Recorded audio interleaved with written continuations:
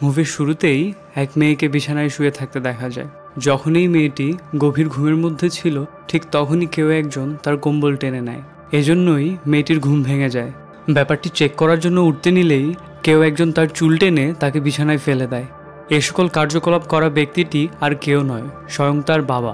মেয়েটি তার বাবাকে জিজ্ঞেস করে কি হয়েছে, কিন্তু তার বাবা তাকে কোনো জবাব দেয় না, বরং সে তার মেয়ের শরীরের দিকে খারাপভাবে তাকায় এবং সে তার চেহারা তার মেয়ের সামনে এনে বলে, আমার মেয়ে কত বড় হয়ে গেছে। মেয়ে তার বাবার কাছ থেকে এসব কথা শুনে ভয় পেয়ে যায়। এরপর মেয়েটির বাবা মেয়েটির চুল ছেড়ে চেহারার দিকে স্পর্শ করতে থাকে। মেয়েটি তখন ভয়ে কাঁদতে থাকে। মেয়েটি বুঝতে পারছিল না তার সাথে কি হচ্ছে। তখনই তার বাবা সেখান থেকে চলে যায়। পরের দিন সকালে মেয়েটির মা সকালের নাস্তা তৈরি করছিল।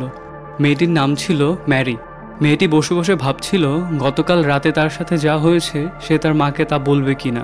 তখনই তার বোন সিঁড়ি দিয়ে নিচে নেমে আসে এবং তার ছোট ভাইও খাবার টেবিলে বসে পড়ে। কিছুক্ষণ পর তার বাবাও সেই টেবিলে এসে বসে পড়ে এবং তিনি এতই স্বাভাবিক আচরণ করছিল যে গত রাতে কিছুই হয়নি। ম্যারি ভাবছিল গত রাতেই তো তার বাবা তাকে এত খারাপ নজরে দেখছিল, আর আজ তিনি এত স্বাভাবিক কিভাবে। এই জন্য ম্যারি টেবিল থেকে উঠে সেখান থেকে চলে যায়। তখনই তাদের মা খাবার এনে টেবিলে সজোরে রাখে। এখানে কেউ বুঝতেই পারছিল না যে কি হচ্ছে। খাবারের টেবিলে তাদের মা খুবই অদ্ভুতভাবে খাবার খাচ্ছিল। দেখে মনে হচ্ছিল তিনি অনেক দিন যাবৎ খাবার খায়নি। মায়ের এমন কর্মকাণ্ড দেখে তার সন্তানরা ভয় পাচ্ছিল। এখন তার ছেলেও মুখ থেকে খাবার বের করে ফেলে দেয় এবং বলে খাবারে অনেক লবণ। তাদের মা ওই খাবারটাই উঠিয়ে পাগলের মতো খেতে থাকে। এখন কথা হচ্ছে এই পরিবারের সাথে এমন অদ্ভুত কর্মকাণ্ড কেন হচ্ছে। আসলে এই পরিবার যবে থেকে নতুন কটেজে থাকার জন্য শিফট হয় তখন থেকেই তাদের সাথে অদ্ভুত অদ্ভুত কর্মকাণ্ড হওয়া শুরু করে। কখনো তাদের প্রতিবেশী তাদের বাড়ির আঙিনায় অদ্ভুত মূর্তি স্থাপন করে, আবার কখনো কেউ সকালবেলায় তাদের বাড়ির সামনে মৃত পশু ঝুলিয়ে রাখে। আর পিতা তার মেয়ের সাথে প্রতি রাতে অদ্ভুত কর্মকাণ্ড করে থাকে এবং মা সকালবেলায় অদ্ভুত পশুর মতো খাবার খেতে থাকে আর হাতের অবশিষ্ট থাকা খাবারগুলো নিজের ছেলেকে খাওয়ার জন্য দেয়। কিন্তু ছেলে তা খেতে চায় না এবং তার বাবার দিকে তাকায়। তখন বাবা তাকে বলে, যদি তুমি খেতে না চাও তাহলে খেও না। এ কথা শুনে তার মা তার দিকে রাগান্বিত হয়ে তাকায়। এরপর তাদের মা খাবার টেবিলে ফেলে দেয় এবং প্লেটগুলো নিচে ফেলে দেয়। এতে বাচ্চাগুলো অনেক ভয় পেয়ে যায়। তারপর তাদের মা তাদের উপর চেঁচিয়ে বলতে থাকে, যা আমি বানাই তা চুপচাপ খেয়ে উঠবা, এবং তার ছেলের উপর অনেক জোরে জোরে চেঁচাতে থাকে।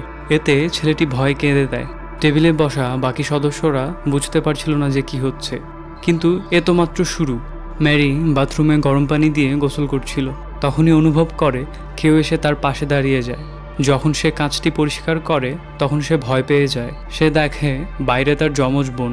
তার বোন তার সাথে মজা করছিল। এরপর দুই বোন তাদের রুমে চলে যায়।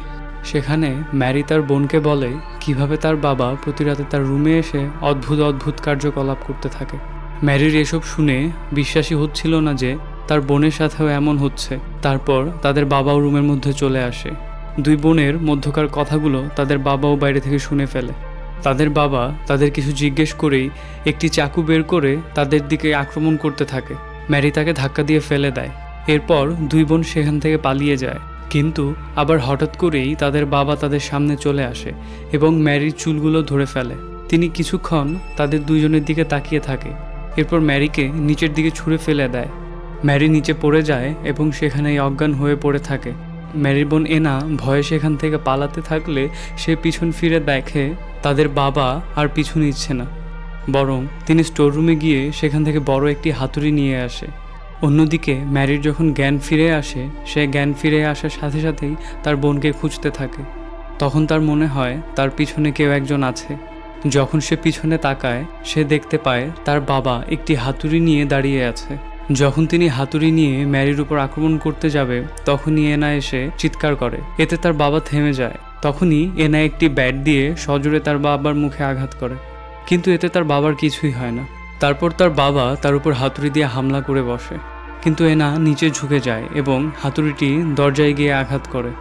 তখনই সিঁড়ি থেকে একটি পরিচিত কণ্ঠস্বর পাওয়া যায়, যা আর কারো না, তাদের আসল বাবার। তিনি সিঁড়ি দিয়ে উপরে আসছিলেন।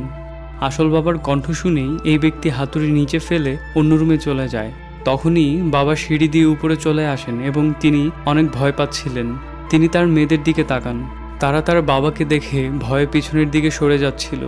বাবার পা তখন হাতুড়ির উপরে পড়ে এবং তিনি দরজার বিশাল ছিদ্রটিও লক্ষ্য করেন।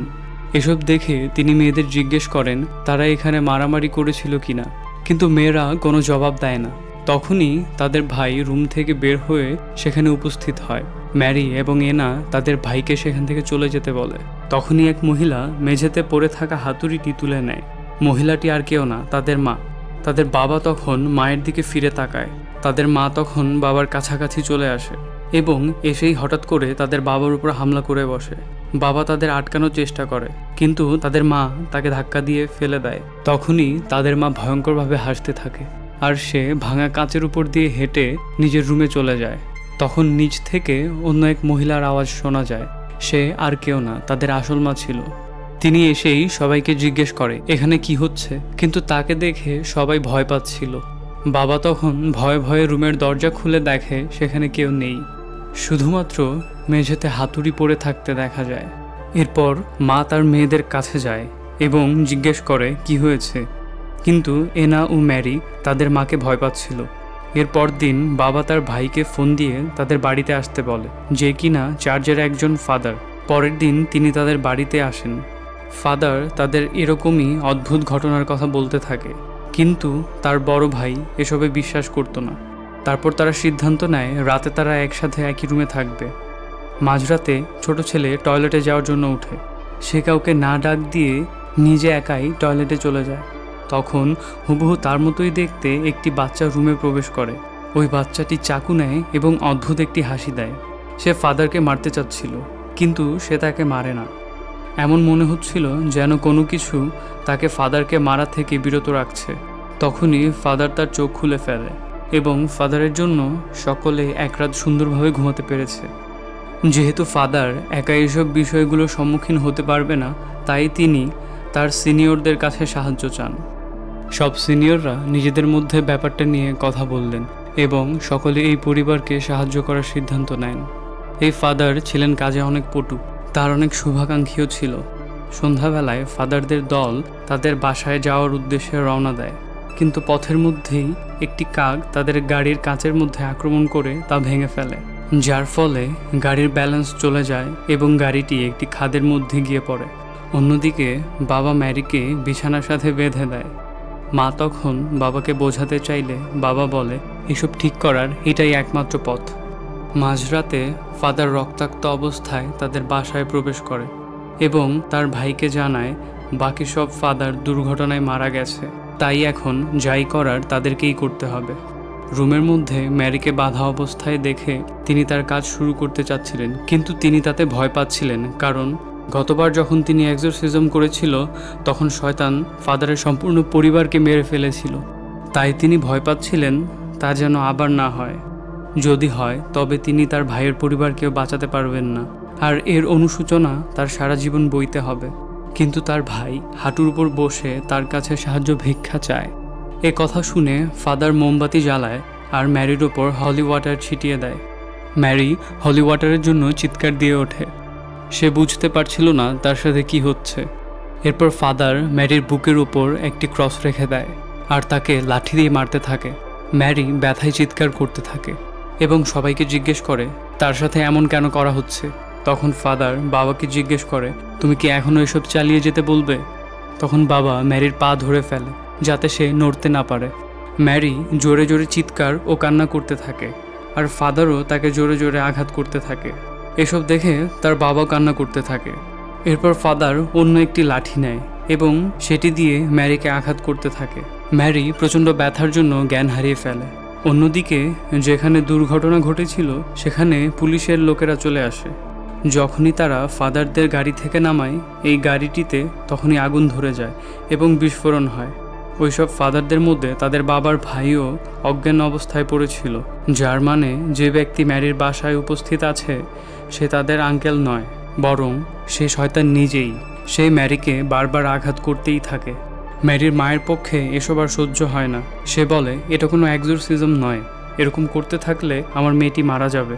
সে ফাদারকে আটকায় যাতে সে ম্যারিকে না মারতে পারে। সে আবার তার স্বামীর কাছে যায় এবং বলে, আমরা আর এসব করতে পারবো না, এর থেকে ভালো আমরা সবাই একসাথেই মারা যাই। তখনই বাবা তার স্ত্রীকে ধাক্কা দিয়ে সরিয়ে দেয় এবং ভাইকে এসব করতে অবিরত থাকতে বলে। তখনই বাবা একটি আওয়াজ শুনতে পায় যা তাকে বলছিল সে একজন ভীতু লোক এবং সে অন্যায়কে প্রশ্রয় দিচ্ছে। তখনই জ্যাক সব বুঝতে পারে আর নিজের স্ত্রীর গলা চেপে ধরে। এসব দেখে ফাদার এক ভয়ানক হাসি দেয়। স্ত্রী তখন একটি কাচের বোতল দিয়ে তার স্বামীর মাথায় সজোরে আঘাত করে, আর স্বামীও তখন তার স্ত্রীকে দেয়ালের সাথে আঘাত করে। এতে তার স্ত্রী গুরুতর আহত হয়। তখন সে তার ভাইয়ের দিকে তাকায়। তার ভাই তখনও ভয়ানকভাবে হাসছিল।